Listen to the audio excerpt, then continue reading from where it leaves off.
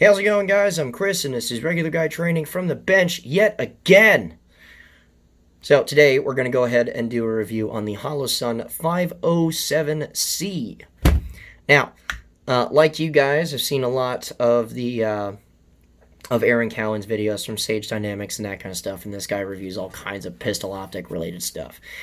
After watching a bunch of that, I decided that I was going to go ahead and jump into the Holosun game. And I haven't, and I'm thoroughly aware that there are updated versions of this floating around. The 508T exists, which is a stronger bodied version of this. I'm thoroughly aware of those things. I have a point to make towards the end of this whole deal, especially as a carry handgun, that I believe in and of itself is pretty valid, especially after the amount of testing that I've done on this handgun, but I'll bring that up at the end. So how much have I used this?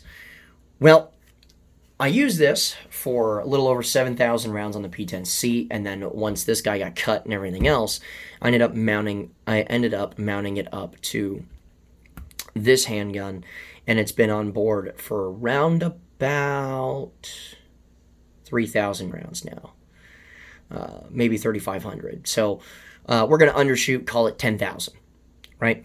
So having shot 10,000 rounds, with this mounted on board of my handguns and that kind of stuff, you can actually see that it's got a little bit of brass scarring on it and that kind of stuff, because ejected brass will hit it here and there and that kind of shit. And you can actually tell too when it really flings those bastards forward. But point is, though, is that it's been mounted up for a little while now. It was used during the tail end of winter and when it got much hotter. Those of you that live in the Tennessee / Southern Kentucky area, I mean, winter to summer is like flipping a switch. You know, it goes from really cold and really shitty to very hot in like the span of a week. And then that's when it starts imitating Florida. Point is, though, is that I have a bunch of use of this on my body and in duty holsters and through night vision some too. So I've gotten some use on it. Now, one of the best ways to illustrate this review, honestly, is with a story. I was just at Paisley, Florida, for the third time. And Rich Graham runs that range. It's the Full Spectrum Warrior range.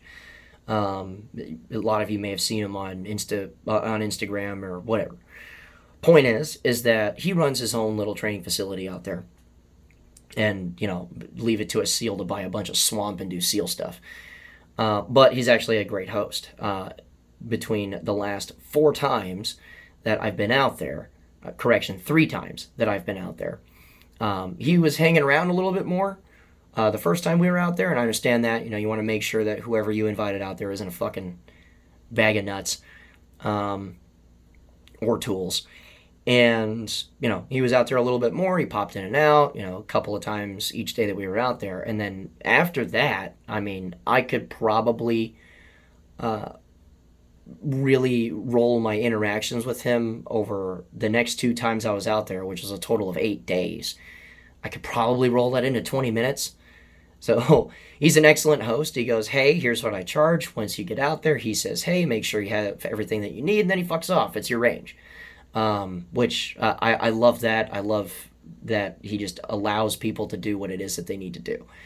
But the last time that we were out there, you know, he asked, you know, how I was doing throughout the whole COVID nonsense. And I told him, hey, yeah, we were light for a few classes, but we're picking back up, you know. And in the meantime, I decided I was going to roll in special Glock and that kind of shit, you know, put that energy into something else.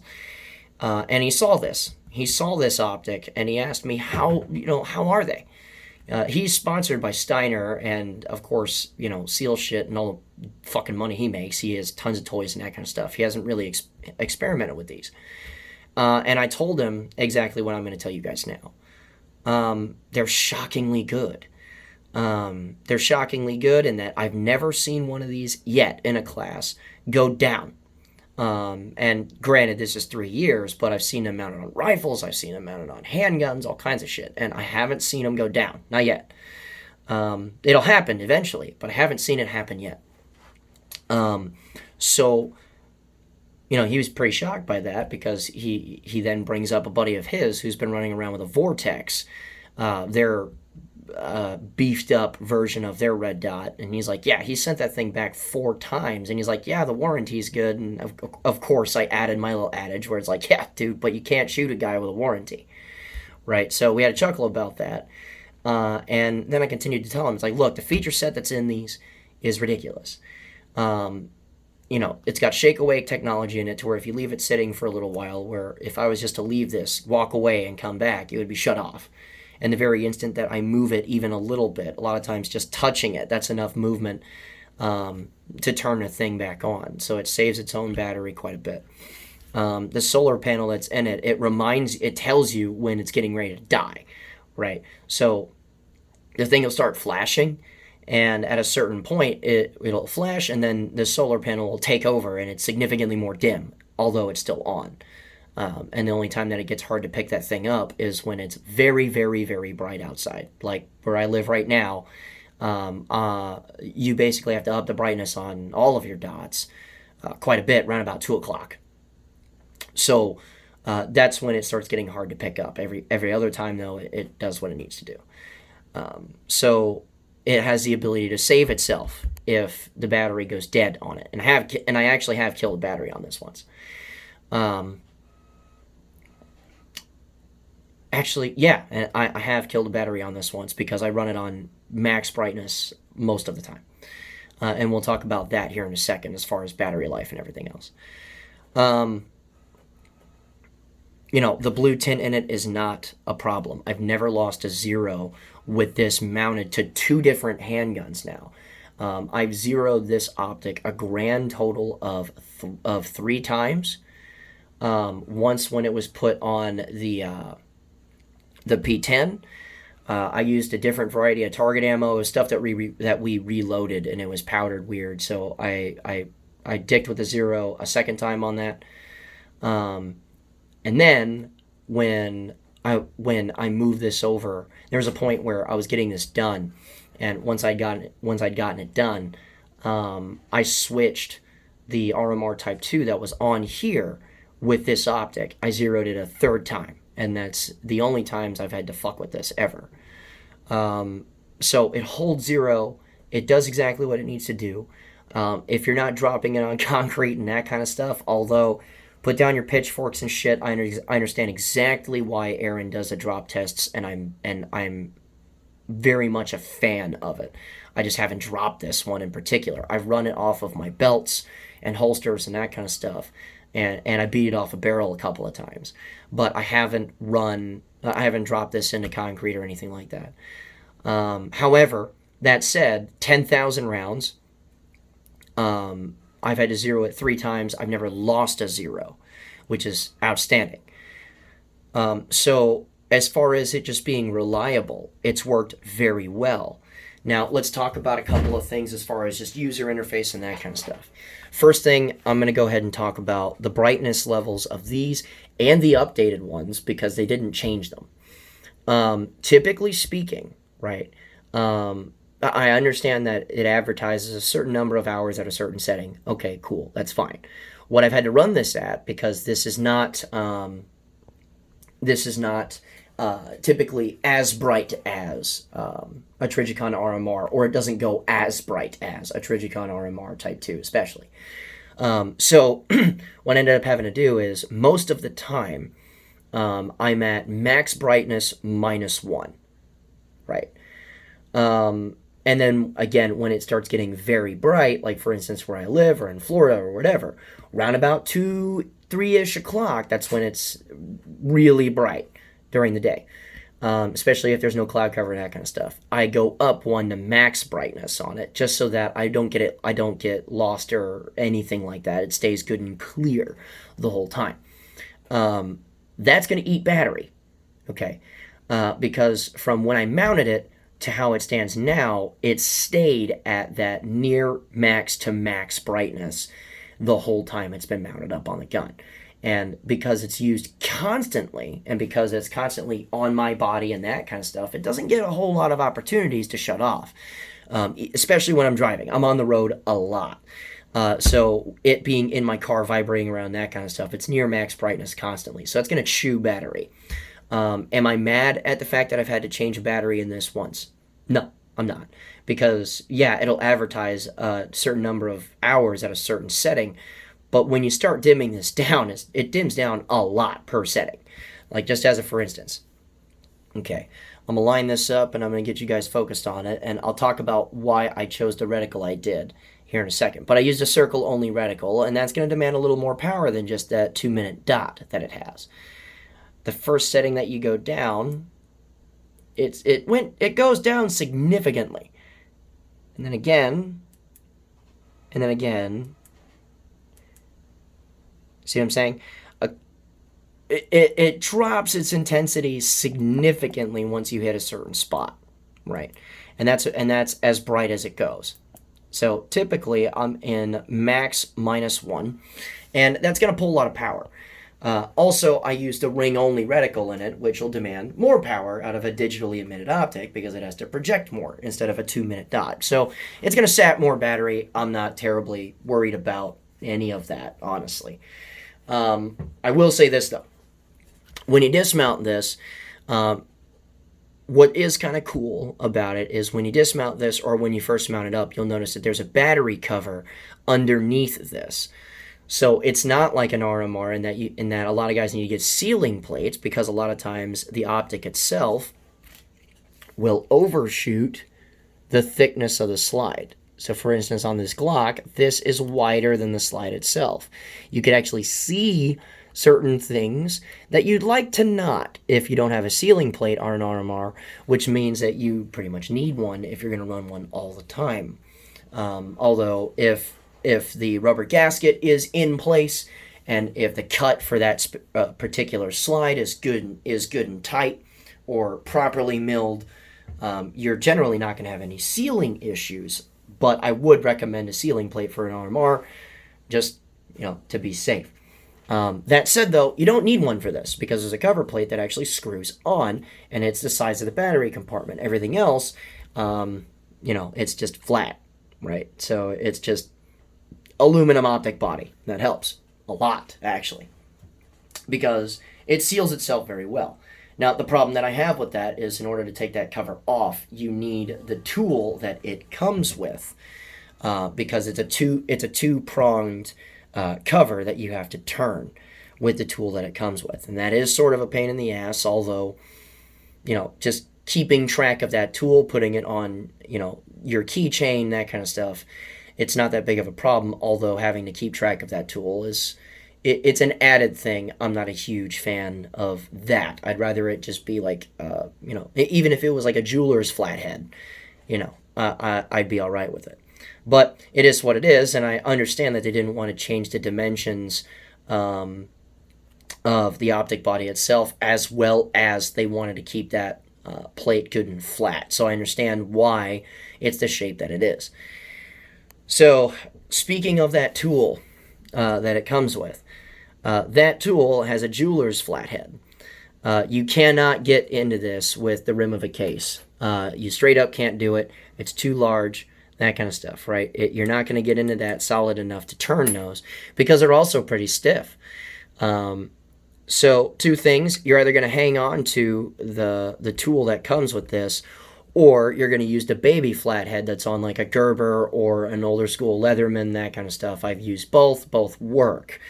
But it's highly suggested that you hang on to the sight tool that it comes with because it's not the actual tool parts, like the two prongs and the jeweler's flathead, they're not made out of polymer.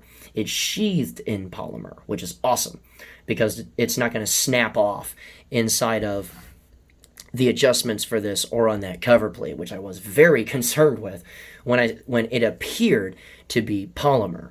It's not, though. The actual tool parts it's a regular, probably aluminum sheathed in polymer, which is great. It's fantastic. So it's a con to me because I have to keep up with it with a special little tool or whatever, but it's not a game-ending thing for me. Now, let's go ahead and talk about this because we talked about the shake awake feature, we talked about the solar panel, we talked about its brightness. It is a 1-minute adjustment dot, which is industry standard, and it works just fine with whatever it is. Here's the cool thing. The dot reticle is designed for a 25-yard line zero. And this is actually fairly evident once you zero the thing and then start to use something other than the 2-minute dot that it comes with. Me personally, I'm not there yet. I'm not to the point where I can use smaller dots well. Especially, like, I can track them when I'm shooting, but just finding them without using max brightness all the time is sort of a chore for me. And then I noticed something else. I noticed that you can change reticles on this particular guy from circle dot, similar to a Neotech, to dot and then circle only. Now, the circle only reticle is not a 65-minute ring like in a Neotech. It's a 32-minute ring. So a lot of times when people hear EOTech-like reticle in a pistol optic, they're like, I don't know how that's going to be. How busy is that? What is, to a point, I agree. With a 2-minute dot in the center of a 32-minute reticle, to me personally, this isn't the same for other guys, because I've heard other people say I actually love that. But to me personally, a circle and a dot is a little busy for me, especially if I'm trying to move fast or precise. To me, it's not the greatest thing ever, just because it just feels like a lot. It feels like a lot when I'm using it. However, the simple fact that I can use circle only is a lot more user-friendly than it sounds. Because a 32-minute dot is minute of whole guy at 100, right? So if I can pick that out, that's easy. If I'm trying to use a 25-yard line zero at 50 yards and I'm trying to hit a 10-inch plate, I know with a 25-yard line zero, I'm going to print 1.5 inches high, which is going to be magnified as far as perceptions at that distance. So I'm going to have to hold a little bit low. Okay, no big deal. At closer distances, meaning at like really close, if I have to be really precise, I know that this hovers about 1.5 inches high over the bore. It's something as simple as that. Okay, about 1.5 inches high, a little bit short of that. Makes sense? Okay, so there's a little bit of a holdover. What's awesome about the circle only reticle, and this is the only dot that I know of that does this, is that it takes those things into account. Now, the circle itself has little ticks, and I'm going to try and make sure that you can see them. But there's little ticks that you can see here. Little vertical tick, 2 vertical ticks and 2 horizontal ticks.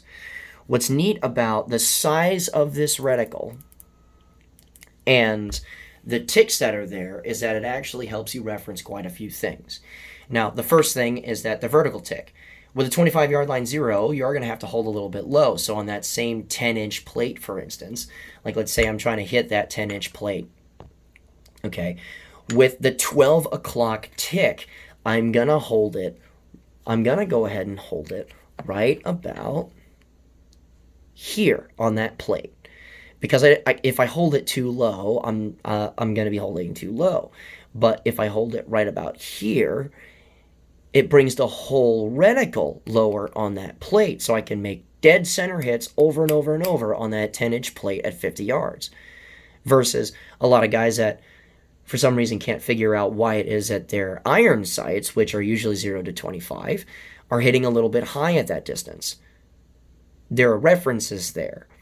Also, if I'm really close, I can use the 6 o'clock tick and hold that center of whatever it is that I'm trying to shoot at very close distances, out to about 9 yards. And I will hit exactly what it is that I'm shooting at because I've compensated properly, not guessing, but properly for the holdover on this dot when it's 0 to 25, when it's 0 to 25 yards. Also, what's great about this is red dots are not designed to be tracked like pistol irons. For instance, a set of pistol irons, you really want to focus on that front sight blade, get it nice and clear, use the very top edge of it to cut something in half and then shoot at it. Okay, use the top edge of that to cut the blur in half and do that with. If we try doing that with a dot, we get a lot of starbursting and that kind of stuff. That's not really how they were designed. It really cuts down the advantage of a dot in the first place.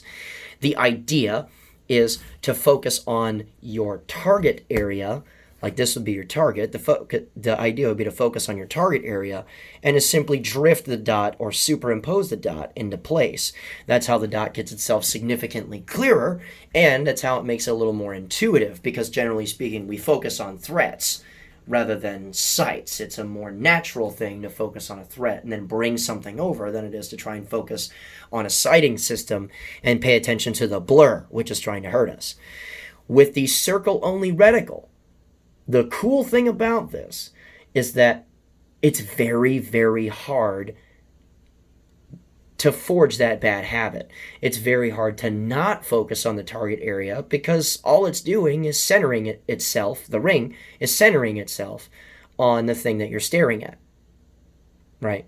So even perceived errors can turn into centered up hits, which is very easy. It's also very easy to stay centered in the glass as well with something a little bit larger, and it's very easy to pick it up fast and keep track of it while we're firing a shot cadence, whether or not the reticle itself is a little bit more dim. I mentioned before that I go up to max brightness on brighter days. On occasion that I've forgotten to do that, it's not quite like a dot, a simple dot only, where it becomes significantly harder to use at any distance if it's too dim. The ring, because of its size, you can still properly reference it and use what it is that you have to use, and you don't lose things.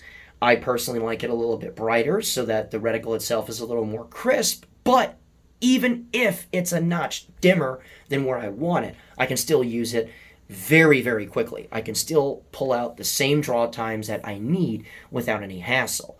So that's something that I had grown to fall very quickly in love with as far as the dots and that kind of stuff is concerned. And also it really, really, really helps with just your ability to build the proper hand-eye coordination required to do this very quickly, right? Do this meaning use a dot on a handgun, because I understand there's a little bit of a learning curve. So all of that taken into account, right, this brings me back to my original comment. Now, I thoroughly understand that there are updated versions of this. The 508T seems to be a tougher version of this. There is a RMR appearance looking sort of thing that's out right now. It's like a version 2 of this, and it's funny because there's 3 different iterations of this pistol dot out already. There's one out with the same hood but updated controls. And there's one with a square body with those same updated controls. Both of those have a battery tray that you can use out the side, but take a different type of battery, right? Here's my thoughts on the 507 and 508T personally. The 507C, to me, is probably the best value for dollar pistol dot on the market.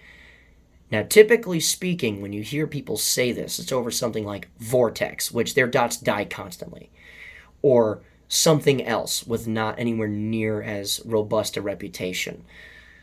This guy works. It's tough as shit. You don't lose zero, okay? It's easy to dismount it because it uses an RMR footprint and screws. In addition to that, it's got the shake awake feature, which helps save its battery life, which gets cut up significantly, which, by the way, is a con, based on the fact that you do have to go to very nearly or max brightness a lot. The circle-only reticle pulls more life from it, too. So if I have cons, it's that the reticle choice that I made, as well as the fact that it doesn't go quite as high as far as brightness. In other words, you have to go to max brightness constantly on it, and it was designed to reach a certain number of battery life hours under a certain setting, and you're going well above that. That is sort of a con, because battery life starts to turn itself into an issue, right? Because I had a grand total of, I think it was something like 9 months that I had this on something before I had to change a battery. So battery life does take a hit, but it's tough as shit. Okay, I put 10,000 rounds on it in that time frame, and I've had no problems. Right. And as a quick correction, I've had this mounted to CZP-10C since I believe November, so a little bit shorter time frame than that. Right. So we're talking 8 months. Right. And I had to change battery out of the thing because it started flashing at me. Okay, no big deal. But the battery life does take a hit because of the brightness settings that you have it on constantly. And I just keep my dots on all the time. So, those being the cons, and having to keep track of a tool or a Leatherman, that's also a little bit of a con. However, it's tough as shit. 10,000 rounds that I fired through it, and I've had no issues with zero heat displacement because I've gotten the guns pretty hot at this point. And cold, by the way. Both types of weather environments have not altered this thing at all. In addition to that, the reticle in it is stellar. The simple fact that you have the options is stellar. The refresh rate is exceptional because it doesn't sit there and blink at me like I'm suffering a frame rate drop when I'm trying to shoot it fast like Vortex optics do. And on top of that, it doesn't try to do that same frame rate loss because the refresh rate's too low when I'm trying to transition from target to target fast. As cheap as they are now compared to the newer generations that are out there, and the fact that it's powered by a very common battery, a 2032, which powers a lot of stuff in the industry. To me, while I may update and go to newer Holosun optics, mostly because I want to see what they're about. It's just going to take a while because everything that's from China is taking a million fucking years to ship. This thing, I don't have any problems with it at all. It's one of my favorite pistol dots to date. Really is. And the simple fact that it's on a carry handgun and it's not in an exposed holster on a duty rig doing duty shit all the time, it's not taking anywhere near as much of a hit, which I understand why guys would go to the 508T for duty use and that kind of stuff, because it is in fact tougher. But as far as a place to start, or if you're a hyper poor trying to spend money on the right stuff, while also trying to do your best to pinch pennies, this is a fantastic place to start. I don't see any problems with this at all. And to me, it's just faster than a Type 2 RMR. So I understand this has been fairly long-winded, and I understand that there's a lot of stuff that I had to go over as far as this optic was concerned. But I mean, realistically speaking, unless something wild happens, I see me running this optic on this handgun until it refuses to work anymore. And when we get to that point, I'll do another video on this, and I'll tell you guys what it took to kill it. But until then, guys, if you want to come out and train with us, you absolutely can. We're at a lot of different places fairly often. In August, we'll be in Eastman, Georgia for Pistol 1 and 2. Following that, we'll be going to Mississippi for our marathon courses. We'll be going back to Picayune, Mississippi again in September for Pistol 1 and 2. And following that, we're going to El Paso, Texas. Again, Pistol 1 and 2. So those of you that wanted me to come out west, this will be the third trip that I've made all the way across the country for guys that have been asking me to go. If you want to come out and train with us, you can. I recognize this is South Texas, but I live in Tennessee, so you guys can meet me halfway. All right.